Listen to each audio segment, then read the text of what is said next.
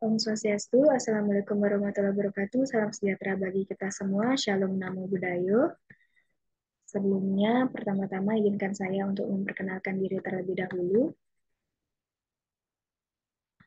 Perkenalkan, nama saya Nika Dian Oktaviani, NIM 2008-9151002 dari Prodi Sarjana Kebidanan semester 7 Stikas Buleleng. Nah, di sini saya akan mempresentasikan sebuah asuhan kebidanan pada ibu hamil dengan oligohidramonium. Nah, sebelumnya kita review kembali apa itu oligohidramonium. Di sini merupakan suatu kondisi di mana cairan ketuban pada ibu hamil atau pada rahim itu kurang dari normal atau kurang dari setengah liter, di mana penyebabnya terdiri dari penyebab primer yaitu amonium yang tumbuh kurang sempurna, kemudian yang kedua yaitu penyebab sekunder atau terjadinya ketuban pecah dini atau KPD. Selanjutnya adapun faktor predisposisinya yaitu yang pertama adalah kelainan kongenital, kemudian intrauterine growth retardation, kemudian ketuban pecah dini, dan juga kehamilan postdate. Nah, ada pun ciri-ciri yang bisa kita ketahui di mana seorang ibu hamil ini mengalami oligohidramonium, yaitu yang pertama adalah perut ibu kurang membuncit, kemudian adanya molding, kemudian fetus mudah diraba, ibu merasa nyeri apabila terjadi gerakan janin, kemudian bila ketuban pecah, air ketuban itu sedikit bahkan tidak ada, kemudian persalinan terjadi lebih lama. Adapun komplikasinya yaitu cacat pada janin, kemudian pertumbuhan terlambat, dan juga hipoplasia paru, dan juga bisa terjadi IUFD dan kelahiran prematur. Nah, pada asuhan kebidanan pada ibu hamil dengan oligohidramonium ini, saya akan membahas tentang SOAP-nya. Nah, di sini terdiri dari beberapa topik. Yang pertama yaitu tentang pengkajian subjektif dan objektif. Yang kedua yaitu analisa masalah dan diagnosa. Yang ketiga antisipasi masalah potensial. Kemudian tindakan segera, perencanaan dan penata laksanaan. Dan yang terakhir adalah evaluasi. Nah, untuk yang pertama yaitu pengkajian subjektif dan objektif, itu yang pertama yaitu adalah pengkajian biodata terlebih dahulu. Biodata klien yang terdiri klien dan suami seperti nama, umur, agama, suku, pendidikan, pekerjaan, dan alamat rumah. Selanjutnya adalah data subjektif yang paling penting yaitu tentang keluhan utama yang dirasakan oleh ibu, di mana pada kasus ini ibu mengatakan adanya keluar cairan dari jalan lahir dan merasa nyeri atau sakit pada saat kontraksi. Kemudian kita menanyakan riwayat siklus haid ibunya, menarche bagaimana, siklus lama, teratur atau tidak, warna darahnya bagaimana, apakah ibu pernah mengalami dysmenorrhea atau tidak. Selanjutnya kita harus perlu mengetahui HPHT ibu dan juga tafsiran persalinan ibu atau TP. Selanjutnya riwayat perkawinan ibu bagaimana? Apakah status perkawinannya sah, lamanya perkawinan berapa, kemudian umur saat kawin ibu berapa, kemudian berapa kali kawin. Selanjutnya adalah riwayat keluarga berencana atau KB, di mana pada kasus ini ibu mengatakan bahwa tidak pernah menggunakan KB karena ini merupakan kehamilannya yang pertama. Kemudian riwayat kehamilannya yang sekarang ini karena ibu sudah mengalami masuk ke trimester ketiga, di mana riwayat kehamilannya itu pada trimester pertama ibu mengalami mual, muntah, dan pusing, kemudian trimester 2 pusing, dan sekarang pada trimester 3 mengalami nyeri punggung. Kemudian riwayat ANC-nya dilakukan di Bidan W, tempatnya di Bidan W Desa Patas sebanyak 6 kali, dan juga pergerakan anak pertama kali dirasakan pada usia 4 bulan. Kemudian selanjutnya adalah riwayat persalinan yang lalu, di mana ibu di sini belum pernah mengalami riwayat persalinan atau belum pernah mengalami persalinan dan juga belum pernah mengalami keguguran. Selanjutnya adalah riwayat kesehatan keluarga dan penyakit keturunan, di mana ibu mengatakan sama sekali tidak mengalami penyakit keturunan seperti jantung, hipertensi, transfusi darah, hepatitis, penyakit jiwa, alergi obat, campak, varicella, malaria, dan juga tidak ada keluarga kembar atau gemili. Selanjutnya adalah keadaan psikososial ibu, di mana bagaimana respon ibu dan keluarga terhadap kehamilannya yang sekarang, kemudian beban kerja yang dialami oleh ibu, kemudian jenis persalinan yang diharapkan bagaimana, dan juga jenis kehamilan yang diharapkan, apakah laki-laki atau perempuan, dan juga pengambilan keputusan di keluarga. Di sini pengambilan keputusannya dilaksanakan oleh suami. Selanjutnya perilaku kesehatan ibu, di mana ibu sama sekali tidak pernah melakukan yang namanya merokok, miras, meminum obat terlarang maupun minum kopi.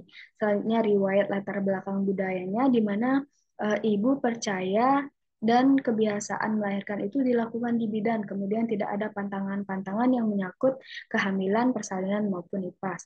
Kemudian hubungan seksualnya di sini ibu mengatakan tidak pernah melakukan hubungan seksual selama kehamilan karena takut terjadi hal-hal yang tidak diinginkan. Meskipun pada saat ANC itu bidan sudah menyarankan untuk bagaimana melakukan hubungan seksual yang aman pada saat kehamilan. Kemudian pola makannya, di mana jenis makanan pokok itu adalah nasi, porsinya setengah piring, kemudian frekuensi makan 2-3 kali sehari, lauk-lauk yang sering dimakan yaitu sayur, daging, ikan, tahu, dan tempe, kemudian minum air putih dan tidak ada keluhan. Kemudian riwayat pola eliminasinya, BAK-nya frekuensinya 4-5 kali sehari, warnanya kuning, baunya khas amoniak, kemudian tidak ada keluhan. Begitu juga dengan BAB-nya, di mana frekuensinya 1-2 kali sehari, berwarna kuning, baunya khas feses, dan juga tidak ada keluhan. Selanjutnya riwayat pola istirahat, di mana tidur siang ibu tidak teratur, tidur malam cukup, 7-8 jam dan tidak ada keluhan. Kemudian riwayat kebersihan diri, mandinya ibu 2 kali sehari, sikat gigi 2 kali sehari, keramas rambut 2-3 kali dalam 1 minggu, kemudian ganti pakaian luar dan dalam 2 kali dalam sehari, dan juga perawatan payudara saat mandi. Nah, selanjutnya data yang kedua yaitu yang perlu kita kaji adalah data objektif terdiri dari pemeriksaan umum seperti keadaan umum, kesadaran, bentuk tubuh, ekspresi wajah bagaimana, tanda vital yang terdiri dari tekanan darah, nadi, suhu, respirasi, dan juga lila.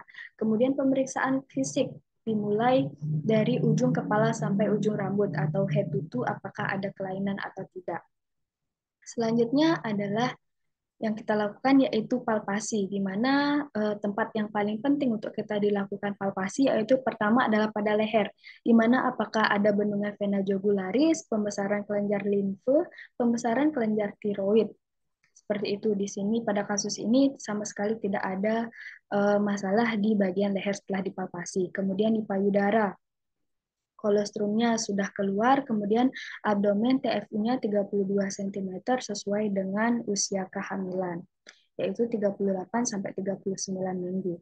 Selanjutnya, kita melakukan palpasi pada abdomen, karena di sini usia kehamilan sudah aterem, yaitu 38-39 minggu, kita melakukan leopard lengkap dari leopard 1 sampai dengan leopard 4, dan juga palpasi apakah sudah masuk PAP atau belum. Selanjutnya adalah aukultasi, di mana kita mendengarkan DJJ dari janin.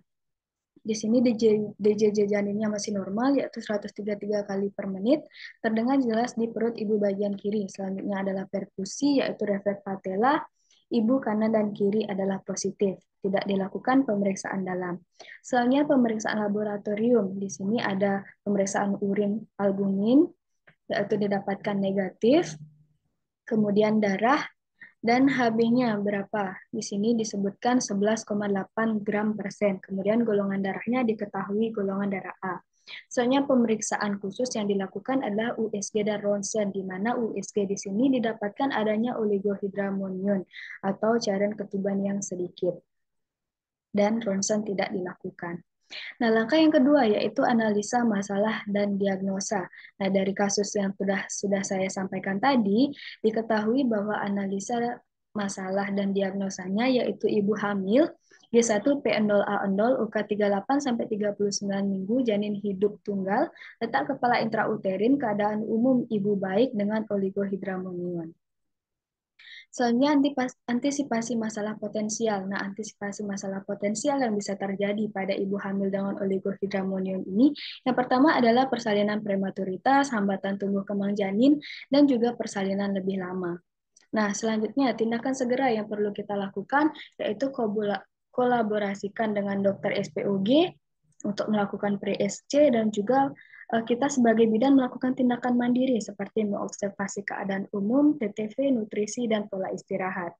Selanjutnya perencanaan yang kita lakukan sesuai dengan diagnosa, yaitu yang pertama adalah informasikan kepada ibu dan keluarga tentang hasil pemeriksaan dan kemajuan persalinan, beritahu ibu bahwa kondisinya saat ini sangat membahayakan bagi ibu dan janin, kemudian observasi tanda-tanda vital sign, anjurkan ibu untuk tetap makan dan minum selama proses perawatan, anjurkan ibu untuk mengatur pola istirahat yang teratur, kolaborasi dengan dokter untuk mengatasi oligohidramonium pada ibu, kemudian libatkan keluarga dan suami dalam memberikan dukungan psikologis.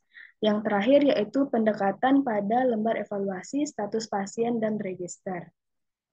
Yang selanjutnya adalah penata laksanaan di sini sama seperti perencanaan yang sudah kita lakukan, seperti menginformasikan kepada ibu dan keluarga tentang hasil pemeriksaan, yaitu keadaan ibu dan janin baik, kemudian memberitahukan ibu bahwa kondisinya saat ini sangat membahayakan bagi ibu dan janin.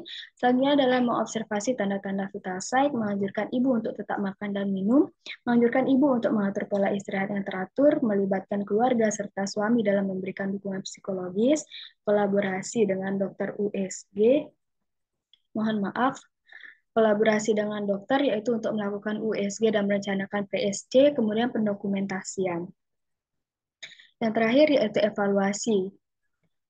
Di sini kita mengevaluasi keadaan ibu secara umum, seperti ibu merasa senang dengan hasil pemeriksaan yang diberikan, ibu sudah mengerti akan kondisi yang sangat membahayakan bagi ibu sendiri dan bayi saat ini, tanda-tanda vital dengan batas normal, ibu sudah makan dan minum selama perawatan, ibu menghabiskan 1 porsi nasi dan 1 gelas air putih, ibu sudah istirahat setelah makan, keluarga sudah memberikan dukungan secara psikologis, sudah berkolaborasi dengan dokter, kemudian pendokumentasian pada lembar evaluasi, status pasien, dan register sudah dilakukan.